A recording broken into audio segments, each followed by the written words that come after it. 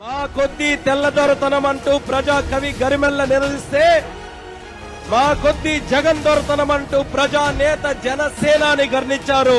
ఆంధ్రప్రదేశ్ రాష్ట్ర బాధ్యతని పవన్ కళ్యాణ్ తీసుకుంటాడు, జనసేన తీసుకుంటాడు.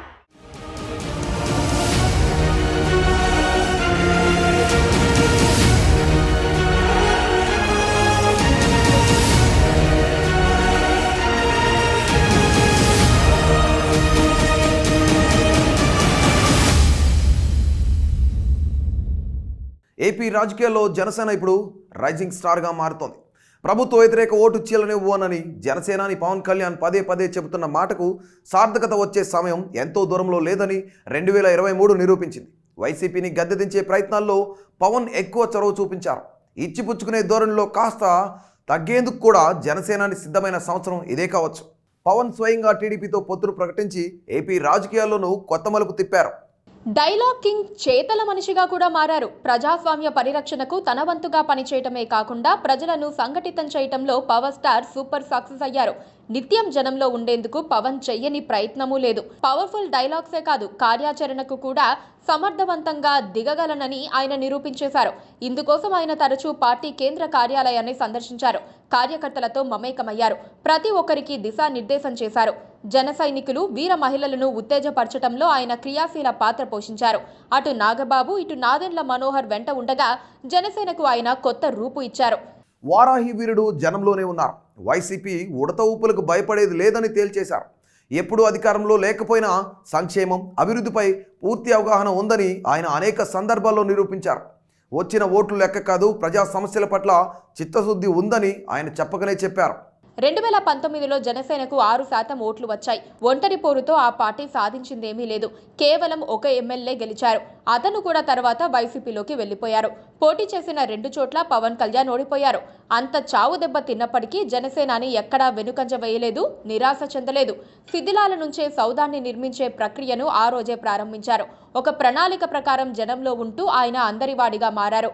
కళ్ళబొల్లి కబుర్లు కాదు, ప్రజా సమస్యల పరిష్కారమే ధ్యేయంగా ఆయన పనిచేశారు. వారాహి యాత్ర ఆయన్ను ప్రజలకు మరింత చేరువ చేసింది. సమస్యలను తెలుసుకుని వాటి పరిష్కార మార్గాలు వెతికే అవకాశం ఇచ్చింది. సంక్షేమం పేరుతో వైసీపీ జరుపుతోన్న దోపిడీని ఆయన జనంలోకి తీసుకెళ్లగలిగారు. అలాగని తమ ప్రభుత్వం అధికారానికి వస్తే సంక్షేమ కార్యక్రమాలు ఆగిపోతాయన్న అపోహలను జనసేనాని స్వయంగా తొలగించారు. జగన్ రెడ్డి రాష్ట్రాన్ని అప్పుల ప్రదేశ్గా మార్చారని ఆరోపిస్తూ తాము అధికారానికి వస్తే అప్పుల ద్వారా కాకుండా ఆదాయాన్ని, వనరులను సృష్టించి ప్రజలకు మరింతగా ఇవ్వాలన్నదే తమ లక్ష్యంగా చెప్పుకున్నారు. రాష్ట్రంలో ఉన్న వనరులను ఉపయోగించుకుని దాని ద్వారా ఆదాయాన్ని సృష్టించే మార్గాలను అన్వేషిస్తామన్నారు. అభివృద్ధి లేని రాష్ట్రంలో సంక్షేమం కూడా ఉపయోగపడదని ఆయన తరచూ చెబుతూ ఉంటారు.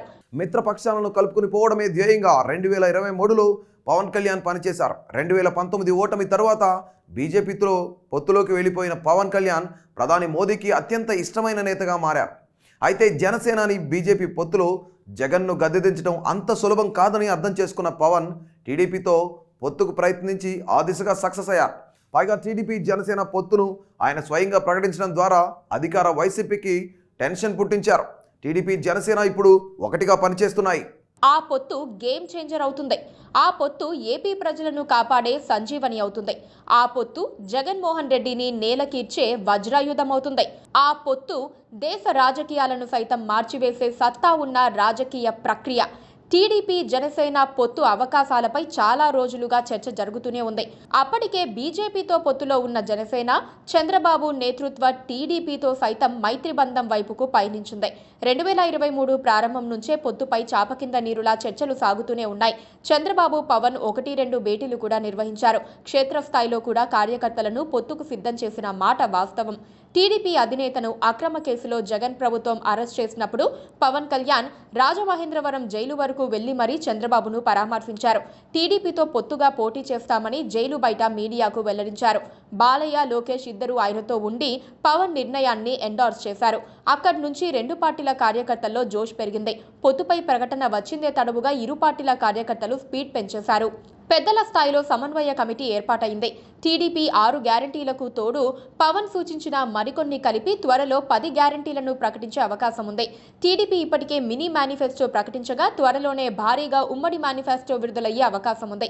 ఇప్పటికే క్షేత్రస్థాయిలో ఆత్మీయ సమావేశాలు జరుగుతున్నాయి. అందులో భాగంగానే ఓటు బ్యాంకు చీలకుండా చూసే బాధ్యతను అధినేత పవన్ కళ్యాణ్ తీసుకున్నారు. కాకినాడలో జనసేన ప్రత్యేక సమావేశం పెట్టారు. క్షేత్రస్థాయిలో వైరుధ్యాలను తొలగించే దిశగా ఇరు పార్టీల నేతలు ప్రయత్నిస్తున్నారు. ప్రతి నియోజకవర్గంలోనూ సామాజిక సమీకరణాలు, అభ్యర్థుల బలాబలాలను బేరీజు వేస్తున్నారు. ఫైనల్ గా అభ్యర్థుల ఎంపికలో ఈ ప్రక్రియ ఉపయోగపడుతుందని భావిస్తున్నారు. మరోపక్క బీజేపీని కూడా కలుపుకుపోవాలన్న పవన్ కళ్యాణ్ ప్రతిపాదన కూడా అమలు జరిగే అవకాశాలు కనిపిస్తున్నాయి. నారా లోకేష్ యువగలం పాదయాత్ర ముగింపు సభలో పవన్ ఈ అంశాన్ని ప్రస్తావించారు. చిన్న పార్టీ అయినా పెద్ద మనసుతో ఆలోచించే తత్వం పవన్ కళ్యాణ్లో ఉందని చెప్పాలి. ప్రత్యర్థులు తనను ప్యాకేజ్ స్టార్ అన్నప్పటికీ ఆయన పట్టించుకోలేదు. ప్రత్యర్థులు కాదు, ప్రజలు ముఖ్యమని ఆయన తేల్చేశారు. అదే ఇప్పుడు జనసేనకు ప్లస్ పాయింట్ అయింది. వైసీపీ వారికి పవన్ కళ్యాణ్ ఒక టార్గెట్. ఆయన వ్యక్తిగత జీవితంపై సీఎం జగన్ నేరుగా కామెంట్లు చేస్తూ ఉంటారు. ఆయన పెళ్లిళ్ల సంఖ్యను చెబుతూ నైతికంగా దెబ్బకొట్టేందుకు ప్రయత్నిస్తూ ఉంటారు. పైగా వైసీపీ వారి లెక్కలో పవన్ కళ్యాణ్ టీడీపీ దగ్గర ప్యాకేజ్ స్టార్. అప్పుడప్పుడు చంద్రబాబు నుంచి ప్యాకేజీలు తీసుకుంటూ మాట్లాడుతుంటారని వారు ఆరోపిస్తూ ఉంటారు. చంద్రబాబుకు పవన్ దత్తపుత్రుడని, అందుకే టీడీపీ అధినేతకు ఆయనంటే ఇష్టమని ఆరోపిస్తూ ఉంటారు. ఇన్ని మాట్లాడినా 1-2 సార్లు సమాధానం చెప్పడం మినహా పవన్ పెద్దగా పట్టించుకోలేదు. జగన్ను కూడా సీబీఐకి ప్యాకేజ్ ఇస్తారని అనాల్సి వస్తుందని 1-2 సార్లు సమాధానం చెప్పి అప్పుడెప్పుడో ఓసారి చెప్పు చూపించారే తప్ప తర్వాత స్పందించినది లేదు. ఎందుకంటే వైసీపీకి సమాధానం చెప్పే కంటే జనంలో ఉండి వారి బాగోగులు చూసుకోవడమే పవన్ కు బాగా ఇష్టం.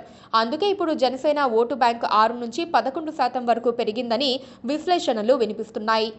2023 జనసేనకు ఒక పురోగమి సంవత్సరంగా చెప్పాలి. పవన్ పట్టిందల్లా బంగారం అని చెప్పక తప్పదు. టీడీపీతో పొత్తు ఏపీ రాజకీయ చరిత్ర గతినే మార్చేస్తోంది. ఈ పొత్తు గెలిస్తే 2024లో సంకీర్ణ ప్రభుత్వం ఏర్పాటు చేయడం ఖాయం. ప్రజల ఆకాంక్షలను నెరవేర్చడంలో కొత్త ప్రభుత్వం ఎలాంటి చర్యలు తీసుకుంటుందనేదే ఇప్పుడు పెద్ద ప్రశ్న.